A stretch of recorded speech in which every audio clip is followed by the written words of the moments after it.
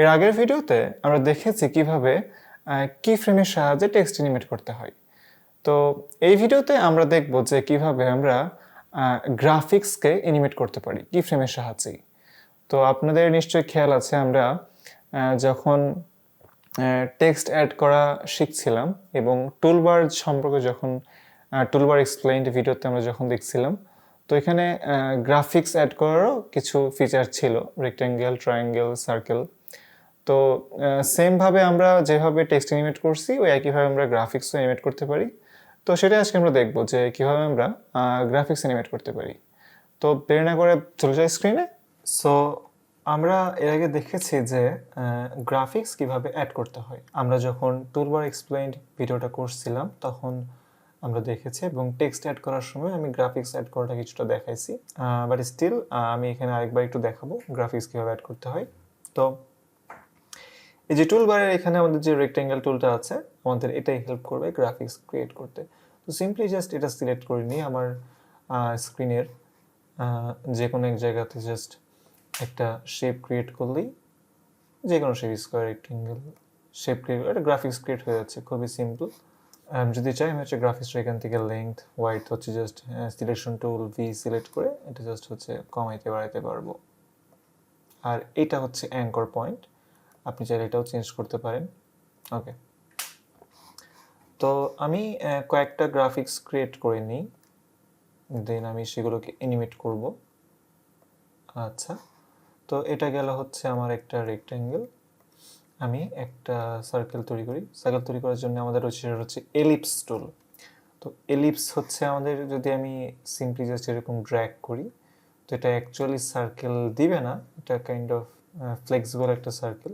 এটা আপনি যে কোনো ডিম্বাকৃতি বা অন্যান্য টাইপের বা অন্যান্য হচ্ছে শেপের গ্রাফিক তৈরি করতে পারেন। বাট আপনি যদি একদম সার্কুলার চান তাহলে জাস্ট কিবোর্ডে শিফট প্রেস করে মাউসটা ড্র্যাগ করলেই হচ্ছে।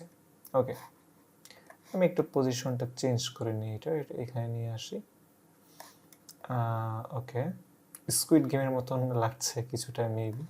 আমি একটা কাজ করি, আমি এর কালারটা এটা চেঞ্জ করে দিই। ওকে, তো যেহেতু গ্রাফিক্স, সো আমাদের উইন্ডো থেকে এসেনশিয়াল গ্রাফিক্স ট্যাবটা লাগবে। বাট আপনি চাইলে এখানে জাস্ট রাইট ক্লিক করলে এই যে এডিট প্রপার্টিজ আছে এটাতে ক্লিক করলেও এখানে এসেনশিয়াল গ্রাফিক্স প্যানেলটা অটোমেটিক্যালি ওপেন হয়ে যাবে। তো আমাদের একটা গ্রাফিক্সের মধ্যেই দুটো শেপ আমরা ক্রিয়েট করছি, এই যে দেখা যাচ্ছে। দ্যাট মিনস আমরা যদি ইফেক্ট কন্ট্রোলস থেকে এর পজিশন চেঞ্জ করি তো দুইটাই একসঙ্গে চেঞ্জ হবে, বিকজ আমরা একটা গ্রাফিকের মধ্যেই দুইটা শেপ ক্রিয়েট করছি। আমি এটা হচ্ছে কপি করে নিই, দেন আমি হচ্ছে নিচেরটাতে হচ্ছে শুধু রেক্ট্যাঙ্গেলটা রাখি, শেপ 1। তো আমি শেপ 3টা ডিলিট করে দিই, আর উপরেরটা থেকে শেপ 1টা ডিলিট করে দিই। তো আমার এখন হচ্ছে রেক্ট্যাঙ্গেল আর হচ্ছে সার্কেল দুটো হচ্ছে আলাদা গ্রাফিক হয়ে গেল। তো আমি এটাকে চাইলে রিনেমও করতে পারি যাতে আমার এটা বুঝতে সুবিধা হয়। তো সিম্পলি জাস্ট রাইট ক্লিক করে এখানে রিনেম অপশনে গিয়ে এটা হচ্ছে আমাদের রেক্ট্যাঙ্গেল, তো আমি সংক্ষেপে রেক্ট লিখে রাখতেছি, আর এটা হচ্ছে সার্কেল। তো এটা হচ্ছে আমাদের রেক্ট্যাঙ্গেল আর এটা হচ্ছে আমাদের সার্কেল। আমি আরেকটা শেপ ক্রিয়েট করতে চাই এখানে। আমাদের এখানে হচ্ছে আরেকটা শেপ ক্রিয়েট করার অপশন আছে, সেটা হচ্ছে পলিগন টুল। পলিগনটা মানে হচ্ছে বাংলায় যেটাকে বলা হচ্ছে বহুভুজ, ত্রিভুজ, চতুর্ভুজ, এর বাইরে যা আছে সবই হচ্ছে বহুভুজ, পঞ্চভুজ, ষষ্ঠভুজ, সপ্তভুজ, আরও যত আছে, তো এগুলোকে বহুভুজ বলা হয়ে থাকে এক কথায়। তো বাই ডিফল্ট এটা হচ্ছে একটা ট্রায়াঙ্গেল ক্রিয়েট করবে, বিকজ পলিগনের এই যে শেপ আছে এটাতে এখন 3 দেওয়া আছে, 3টা বাহু, 1 2 3। তো আমি হচ্ছে এটার নামও চেঞ্জ করে নিচ্ছি, ট্রায়াঙ্গেল।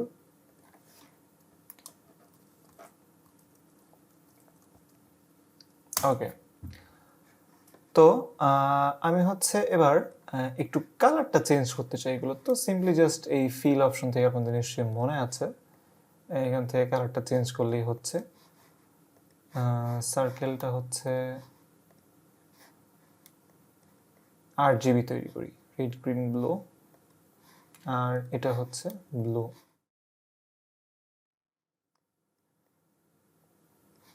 ওকে, আচ্ছা, তো আমি যেহেতু অ্যানিমেট করব, তো আমি এই পজিশন 3টা একটু চেঞ্জ করে দিতে চাচ্ছি, একটু ডিফারেন্ট, একটু ডিস্টেন্সে থাক, যাতে অ্যানিমেট করলে আসলে বোঝা যায়।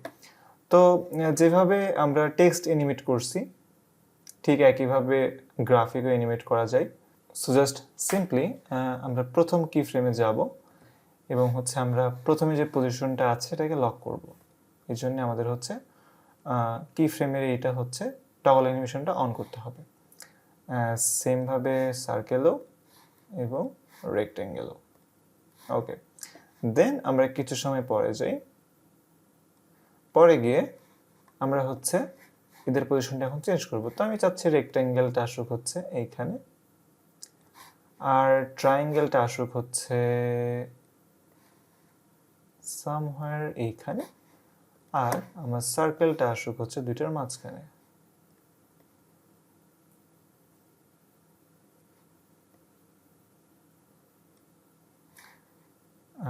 রেক্টেঙ্গেলটা মেবি আরেকটু ডানে সরাতে হবে যাতে একটু ব্যালেন্সড হয়, সিমেট্রিক শেপ লাভ করে। ওকে, তো আমি চাচ্ছি হচ্ছে আমার অ্যানিমেশনটা এরকম হোক। আমি যদি এখন ভিডিওটা প্রথম থেকে প্লে করি, নাইস। ওকে, আই নো যে ব্যাকগ্রাউন্ডের সাথে অ্যানিমেশনটা একদমই যাচ্ছে না, বিকজ আমি জাস্ট র্যান্ডমলি একটা অ্যানিমেশন দেখাচ্ছি, গ্রাফিক অ্যানিমেশন। তো আমি চাইলে ব্যাকগ্রাউন্ডের এখান থেকে এটা হচ্ছে বন্ধ করে দিতে পারি।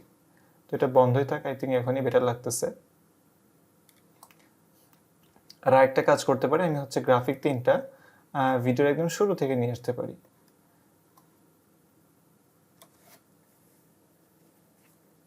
ওকে, নাইস।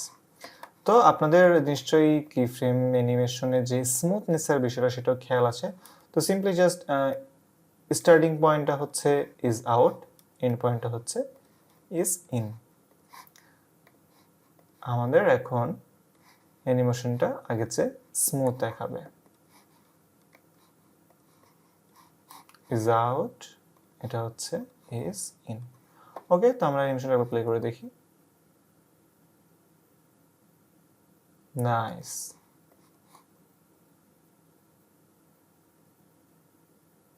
ওকে, তো এই ছিল হচ্ছে গ্রাফিক অ্যানিমেট করা। আপনারা চাইলে আপনাদের ইচ্ছা মতো কি ফ্রেম ক্রিয়েট করে গ্রাফিক অ্যানিমেশন করতে পারেন। আর পলিগনের যে বিষয়টা সেটা আমি আরেকবার বলে দিই, সেটা হচ্ছে এই যে এটা এখন হচ্ছে ত্রিভুজ আছে, এই যে এখানে পলিগনের হচ্ছে নাম্বারটা চেঞ্জ করা যায়। আমি যদি এটাকে 4 করে দিই তো এটা হচ্ছে চেঞ্জ হয়ে যাবে।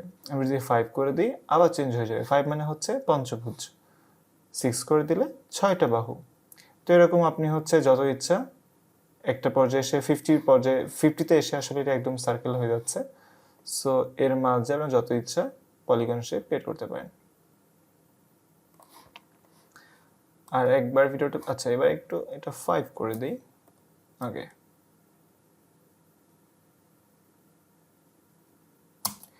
এই ছিল গ্রাফিক অ্যানিমেশন।